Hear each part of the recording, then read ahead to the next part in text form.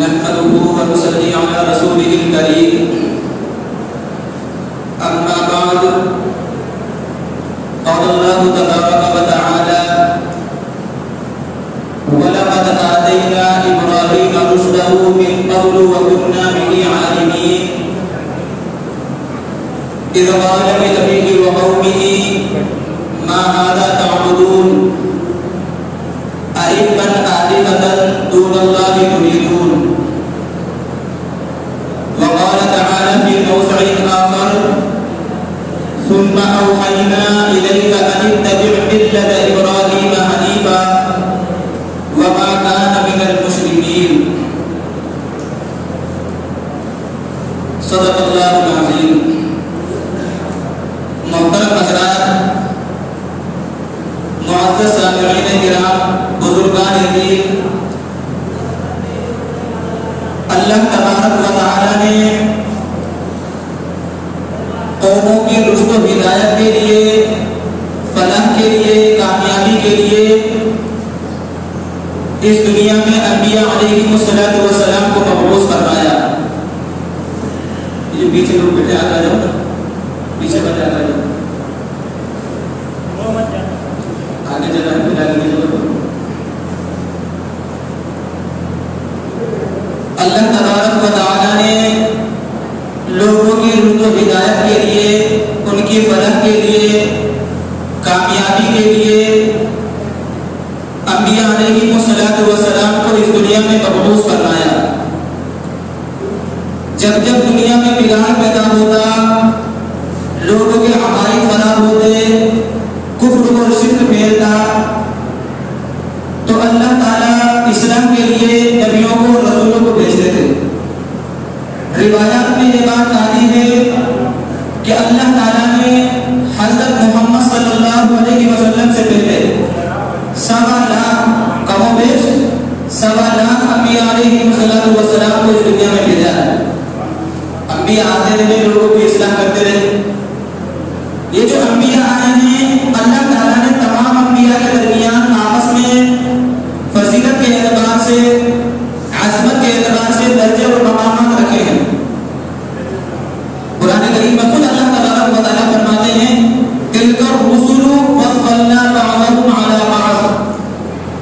کہ ہم نے بعض رسولوں کو بعض پر فضیلت دی ہے. فضیلت تو تمام انبیاء علیہ السلام کی اپنی جگہ مسلم ہے، لیکن انبیاء میں آپس میں ایک دوسرے پر فضیلت ہے، بعض کو بعض پر فضیلت حاصل ہے. تمام انبیاء کی ایک فضیلت ہے، لیکن آپ جائزہ دیں گے قرآن کریم کا، یا قرآن کریم میں انبیاء علیہ السلام کے حالات کو دیکھیں گے تو حضرت محمد صلی اللہ علیہ وسلم سے پہلے جو انبیاء اس دنیا میں تشریف لائے ہیں، ان میں سب سے اونچا مقام اور سب سے اونچا درجہ، جو عظمت اور جو فضیلت اور جو رتبہ اور جو عہدہ اللہ تعالیٰ نے حضرت ابراہیم علیہ السلام کو عطا فرمایا ہے، وہ دیگر انبیاء علیہ السلام کو نہیں فرمایا. آگے یہ خالی جگہ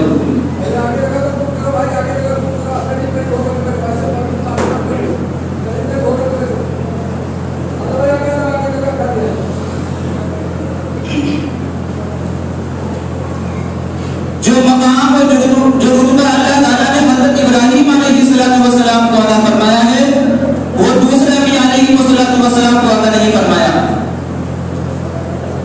بلکہ آپ کی عظمت کا اندازہ آپ اس بات سے لگا سکتے ہیں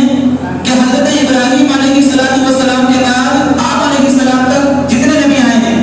سب کے سب حضرت ابراہیم علیہ السلام کی نسل سے آئے ہیں. جتنے بھی نبی ہیں سب حضرت ابراہیم علیہ السلام کی نسل ہے. حضرت ابراہیم کے 2 بیٹے ہیں، اسماعیل اور اسحاق. بنی اسرائیل کے حضرت عیسیٰ علیہ السلام کے جتنے نبی آئے وہ اسحاق علیہ السلام کی نسل سے ہیں، اور اللہ کے رسول صلی اللہ علیہ وسلم حضرت اسماعیل علیہ السلام کی نسل سے ہیں. تو جتنے بھی نبی آئے وہ حضرت ابراہیم علیہ السلام کی نسل سے ہیں. آپ کے بعد بہت سارا جو حضرت ابراہیم علیہ السلام کے قرآن کریم میں فضیلت آئی ہے، اور جگہ جگہ ان کا امتحان ہوا ہے، آزمائش ہوئی ہے. اس وجہ سے اللہ تعالیٰ نے ان کو ایک مرتبہ عطا فرمایا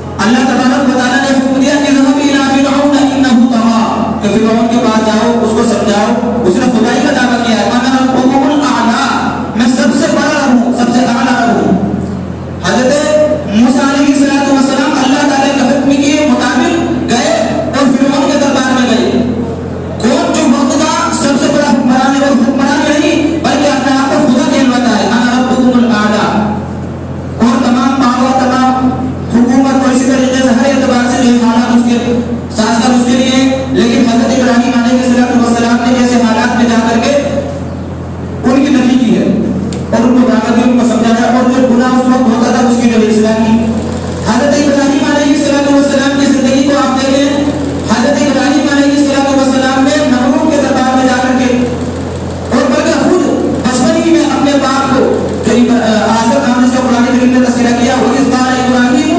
लिअबीही आज़र अतत्तखिज़ु असनामन आलिहा, कि तुम अपने हाथ से बुतों को बनाते हो। बचपन ही में अल्लाह तबारक व तआला हज़रत इब्राहीम अलैहिस्सलाम अपने बाप को फरमा रहे हैं कि अतत्तखिज़ु असनामन आलिहा, कि अपने हाथ से बुतों को बनाते हो और उन्हीं की पूजा करते रहते हो। इन्नी अराका व क़ौमका फ़ी ज़लालिम मुबीन, मैं आपको और आपकी कौम को खुली हुई गुमराही में देखता हूँ। बचपन ही में इस तरीके से हज़रत इब्राहीम अलैहिस्सलाम इस्लाह कर रहे हैं। हज़रत नूह अलैहिस्सलाम के हालात का जायजा लें, किन हालात में हज़रत नूह अलैहिस्सलाम ने दावत दी और लोगों की इस्लाम की।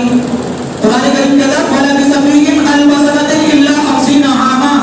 साढ़े 900 साल तक, 950 बरस तक। और किस अंदाज में, रब्बी इन्नी दअउतु क़ौमी लैला व नहारा, रात और दिन दावत दी। फलम यज़िदहुम दुआई इल्ला फ़िरारा, जब दावत देते थे तो लोग भागते थे। और जालू असाबिअहुम फ़ी आज़ानिहिम, उंगलियों को अपने कानों में डाल लिया करते थे। वस्तग़शऊ थियाबहुम, और अपने कपड़ों को अपने चेहरों पर ढक लिया करते थे ताकि इनकी बात को हम न सुन सके, उनको देख भी न सके। वो असर्रू वस्तकबरू इस्तिकबारा, तकब्बुर किया करते थे। तो अंबिया अलैहिमुस्सलातु वस्सलाम का ये तरीक़ा कार है कि जिस गुनाह को देखते हैं, जिस बिगाड़ को देखते हैं, जिस फसाद को देखते हैं और जिस गलत काम को होते हुए देखते हैं, तो बरवक्त और फौरन अलग ऐलान डंके की चोट पर उसकी मुखालफत करते हैं। तमाम अंबिया ने इसी तरीके से किया। और ये अंबिया अलैहिमुस्सलातु वस्सलाम की सुन्नत उम्मत के लिए भी है कि जिस गुनाह को होते हुए देखें, बरवक्त उस गुनाह को रोके, उसकी इस्लाह करे। हदीस शरीफ अल्लाह के रसूल सल्लल्लाहु अलैहि वसल्लम ने इरशाद फरमाया, मन रहा मिनकुम मुनकरन फल्युगय्यिरहु बियदिही, कि तुम में से जो शख्स किसी मुनकर को देखे, किसी गलत काम को होते हुए देखे, अगर उसके अंदर ताकत है, कुव्वत है, ये ताकत है कि अपने हाथ से उसको रोक सकता है, फल्युगय्यिरहु बियदिही, तो अपने हाथ से उसको रोक दे। फ़इन लम यस्तति' फबिलिसानिही, अगर ताकत है तो कोई गुनाह कर रहा है, कोई शराब पी रहा है, कोई ज़िना कर रहा है, कोई भी हो सकता है, कोई भी गुनाह हो सकता है, कोई जालिम जुल्म कर रहा है, तो अगर हो सकता है तुम्हारे अंदर ताकत है, अपने हाथ से रोक सकते हो, तो अपने हाथ से उसको रोको।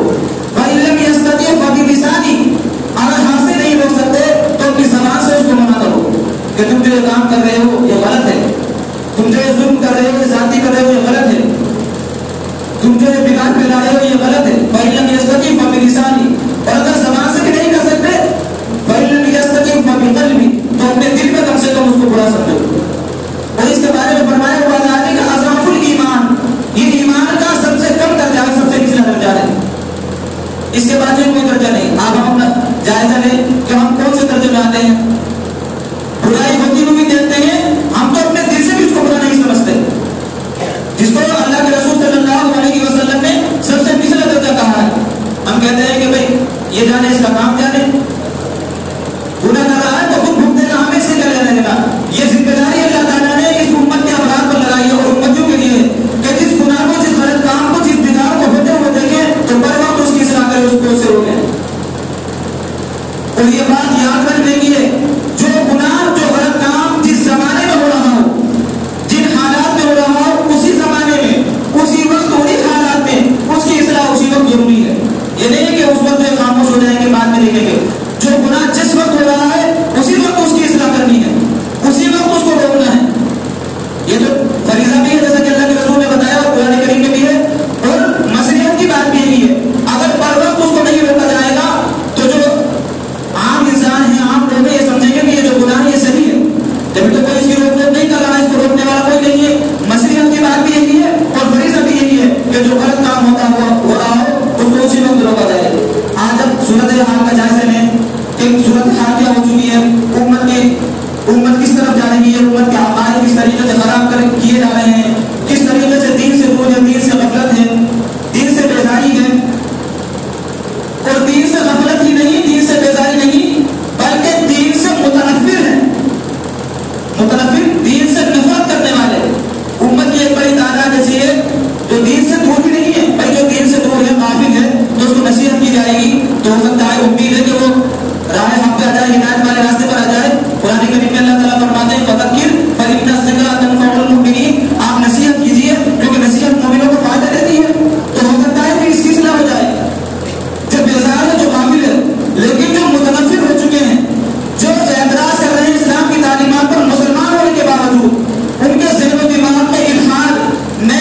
اور شبہات ڈالے جا رہے ہیں ان کا کس طریقے سے ہوگا؟ یہ صورتحال ہے، یہ صورتحال ہے امت کی، اور اللہ تبارک و تعالیٰ کے احکام کو پامال کیا جا رہا ہے، اللہ تعالیٰ کی کتاب کو پامال کیا جا رہا ہے، اللہ اور اس کے رسول کے دین کو، دین کی دھجیاں اڑائی جا رہی ہیں، اللہ کے رسول صلی اللہ علیہ وسلم کی سنتوں کا تقاضا نکالا جا رہا ہے، اور امت جو ہے بالکل خوش ہے کہ بھائی ہم تو خیر امت ہیں اور ہم جو ہے بہترین امت ہیں، ہم تو جو ہے جنت کے ٹھیکیدار ہیں، اللہ تبارک و تعالیٰ نے ہم سے وعدہ کیا ہے۔ ایسا نہیں ہے، جس وقت جو برائی ہوتی ہوئی دیکھے اس کی اصلاح اسی وقت ضروری ہے، جس وقت جو ظلم ہو رہا ہو اس کے خلاف اسی وقت آواز اٹھانا ضروری ہے۔ آپ صورتحال کا جائزہ لیں کہ صرف عقائد تک نہیں ہے، ہمارے اندرونی معاملات ہی نہیں ہے بلکہ باطل کی الغار، غیروں کی الغار، اسلام پر اعتراضات، مساجد محفوظ نہیں ہے۔ آپ تمام حضرات صورتحال کا جائزہ لے رہے ہیں کہ مساجد تک محفوظ نہیں، مدارس تک محفوظ نہیں ہے، جس کو علامہ اقبال نے ایک مرتبہ کہا تھا کہ دنیا کو پھر ہے مار گئے روح و بدن پیش، دنیا کو پھر مار گئے روح و بدن پیش، ابلیس نے پھر اپنے درندوں کو ابھارا، اللہ کو پامال دیے مومن کا بھروسہ، ابلیس کو یورپ کی مشینوں کا سہارا۔ اس وقت یہی صورتحال ہے جو اللہ نے کہا تھا کہ امت بالکل مگن ہے اور امت بالکل بے فکر ہے کہ بھئی ہم تو خیر امت، خیر محبوب نبی کی محبوب امت ہے۔ اللہ تبارک و تعالیٰ قرآن کریم میں ارشاد فرماتے ہیں ان اللہ لا یغیر ما بقوم حتی یغیروا ما بانفسہم، اللہ تبارک و تعالیٰ اس وقت تک کسی قوم کے حالات کو نہیں بدلتی جب تک وہ اپنے حالات کو خود بدلنا نہ چاہے۔ خدا نے آج تک اس قوم کی حالت نہیں بدلی، نہ جس کو خیال کل اپنی حالت کے بدلنے کا، بلکہ اللہ کے رسول صلی اللہ علیہ وسلم نے حدیث قدسی میں سزا بیان فرمائی ہے ایسے لوگوں کے لیے۔ حدیث شریف میں اللہ کے رسول صلی اللہ علیہ وسلم فرماتے ہیں اوحی اللہ عز وجل الی جبرائیل علیہ الصلوۃ والسلام، اللہ تبارک و تعالیٰ نے حضرت جبرائیل علیہ الصلوۃ والسلام کو وحی کی، ان کو ارشاد کیا کہ انقلب مدینہ قضا و قضا بأہلہا، انقلب مدینہ قضا و قضا علی اہلہا، کہ فلاں شہر میں جاؤ، فلاں شہر کو ان کی بستی والوں کے سمیت، ان کے باشندوں کے سمیت پلٹ دو جا کر کے۔ حضرت جبرائیل علیہ الصلوۃ والسلام نے کہا کہ یا رب ان فیہا عبدک قوما، ان فیہا عبدک، اس بستی میں تو طرح ایک ایسا بندہ رہتا ہے لم یعصک طرفۃ عین، جس نے پلک جھپکنے تک تیری نافرمانی نہیں کی ہے۔ آپ اس بستی کو حالات کرتے ہیں کہ اس میں تیرا ایک بندہ رہتا ہے جو بڑا متقی ہے، پرہیزگار ہے، اللہ والا ہے، تہجد گزار ہے، نمازوں کا پابند ہے۔ حضرت جبرائیل علیہ الصلوۃ والسلام گواہی دے رہے ہیں لم یعصک طرفۃ عین، پلک جھپکنے تک اس نے کوئی نافرمانی نہیں کی ہے، جس کے بارے میں جبرائیل علیہ الصلوۃ والسلام گواہی دے، جس کی عبادت کے بارے میں، جس کے تقوی کے بارے میں، اس کے تقوی میں کیا شک ہو سکتا ہے؟ لیکن اللہ تبارک و تعالیٰ نے جبرائیل علیہ الصلوۃ والسلام سے کہا اقلبھا علیہ وعلی اہلہا، کہ جاؤ سب سے پہلے اس بستی کو اسی پر لوٹو اور اس کے بعد دوسرے لوگوں پر پلٹنا۔ اقلبھا علیہ، سب سے پہلے اس بدبخت پر الٹو جو اپنے آپ کو متقی کو سمجھتا ہے، پرہیزگار سمجھتا ہے، لیکن امت میں بگاڑ ہو رہا ہے اور امت کے عقائد خراب ہو رہے ہیں، ظلم و زیادتی ہو رہی ہے، ہر طرف